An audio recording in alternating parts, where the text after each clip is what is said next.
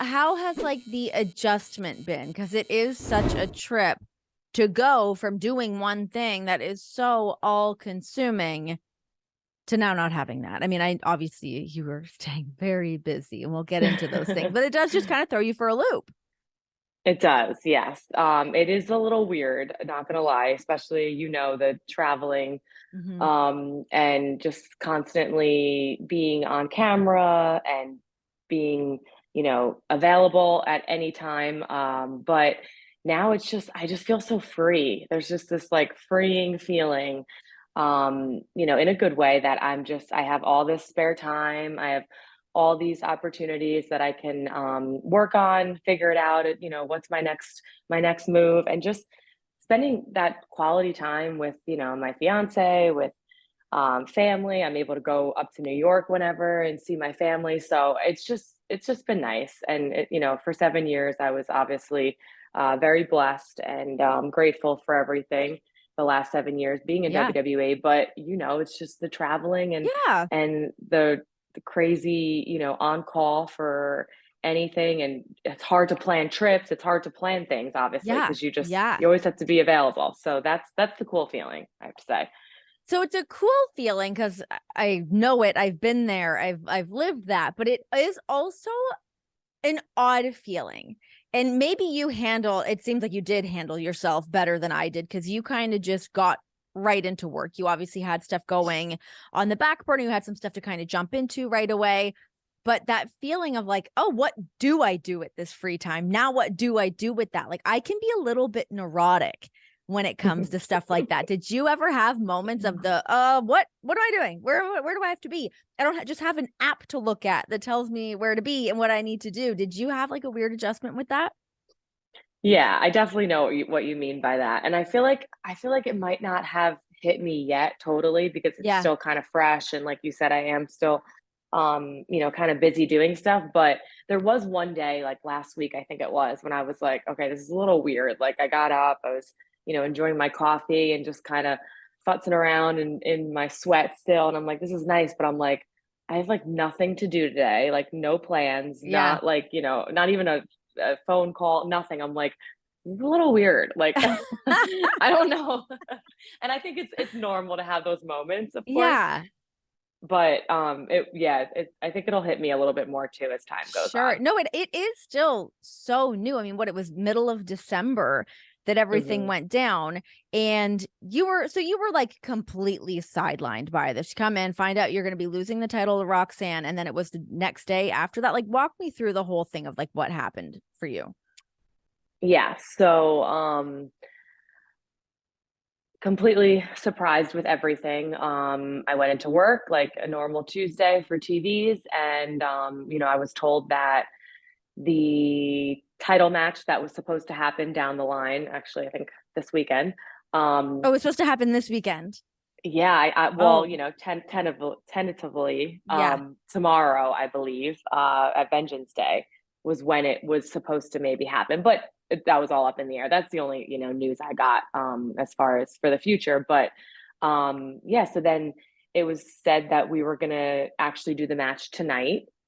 That was about, I don't know, it was around like 2 o'clock or something when I was told. So you know how that is. Okay, And what were you like? What happened when they told you that? You're like, wait, what? Did you go to like creative right away, or like talk to Sean, or like were you like just like wait, have plans just changed, or is something else up right now? well, right away, I had the inclination that something was up, because I just, and everyone treated me so great at NXT. I had a great Yeah, relationship with Shawn Michaels, the writers, the producers, everyone. So I was never like kept out of the loop either, being a champion for 413 days. It was obviously like I was in the loop with everything. I didn't really yeah, have many surprises like that. So it was very like, whoa, what, did I do something? What's going on? Obviously, I had some inclination because of what was going on social media and what was going on the night before. But it was it came from Shawn Michaels himself, so obviously I knew it was coming from head of creative in that sense. So I knew that I didn't really have to go and try to seek other answers, even though I yeah. wanted other answers. But at that moment I Sure. had to do my job and get planning, you know, our match and everything else that we had to do that night. Were But you I had to emotional make going money. into that? Just being like, okay, shit's like you felt like the rug's kind of pulled out from underneath you, just got cut out at the knees. That must have been really difficult to kind of get through that TV day and go through that match and just kind of like focus on the task at hand. All this other shit's going down. Yes. Yeah, I was like it was weird. In the moment, I was like, I felt like I was focused, and you know, I always loved working with Roxanne. We had a good relationship, so like that was good, and it actually went smooth the rest of the day. But in my mind, obviously, where I didn't kind of sell it, I didn't show it. I was like, Yeah. This is so messed up. Like, what is going on?" And I had, you know, multiple people coming up to me being like, "What is going on?" Obviously, well, Oh you know, the my elephant in the room. gosh. What was Roxanne like all day? Because this was thrown on her as well. Yeah, I felt bad because I felt bad for Roxanne because you know, she's so amazing and I really do love her as a person, and I feel like it was so exciting that you're winning any, you know, anytime getting told you're going to win the title is very exciting, but I just felt bad because I felt like it was rushed. I felt like there was, you know, which it was rushed. There was no promotion leading up to it. She had just won the match as, you know, being the number one contender. So we were going to build on that eventually. Long-term storytelling would, and it would be a really good, you know, feud Yeah. in that sense. But I felt bad because it was just like thrown on her. And like, I know her like family would come to the shows, like her sister I'd met Yeah. and stuff. So it's like that she could have had it, her you know, her family there. So it was just really rushed, and I just felt bad. But she handled it like, you know, a great professional woman that she is, and we just got it done, and she was obviously very happy, and we had a great Yeah. match. So Okay. So the next day, that's when you get the phone call. They're like, hey, yes, the next day, which I was anticipating with how everything went sure. down. I was making jokes about it actually the night before because you know That's the how we only all way to are. get through it. It's the only way to get Right? through it. Yes. It's the only way. Like, Yes. I was literally making jokes about it, and the girls were even like, "Oh my god, stop! You're crazy." I'm like, "No, I'm like, it's not crazy." But yeah, I got a call. I don't know, around like 11 or something, and you know that 203 I number. sure do. When it comes in, it's gonna be either really good or really bad. No. Yeah. But it's funny because I obviously being from grew up in New York, I had some family in Connecticut. Like our Mm. cousin that's down here right now, who's doing a lot of work at our house, has like a 203 number. So like every time like I do get that, I'm like, oh, whatever. You get that So jolt of like, oh that God, feeling, who's yeah. calling me? Where do I need to be? Yeah. Exactly. So, yeah, I got that call, and they said what they said. You know, Yeah. they had to release me because of this situation, but I didn't really get much info, so that was kind of it. And yeah, I was actually staying at Indy Hartwell's house, Sam, Yeah. and because I stay there sometimes, we became really close. And she was upstairs getting ready for TV because I haven't told anyone this story actually, but she was upstairs getting ready because we had to do a double taping that day, Mhm. and that's why I stayed. And I was like, Indy, I was like, I just got fired, and she's like all the way upstairs. She's like, what? She's like, shut the, I'm like, no way, blah blah blah. And I was like, no, I'm serious. And you know that like at first you're just like you kind of like laugh a little bit because you don't know whether you want to laugh or you want to cry. Yes. Um, so and it was like a gut punch, but then I was like, okay, well now I need to really think about this and you know handle this, whatever. But Crazy. Okay. So all those things being said, you go through that emotional roller coaster, and it is that feeling of, okay, now time to deal with business.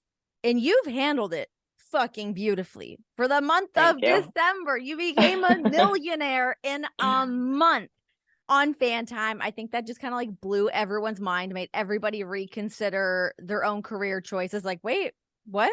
What the? So great.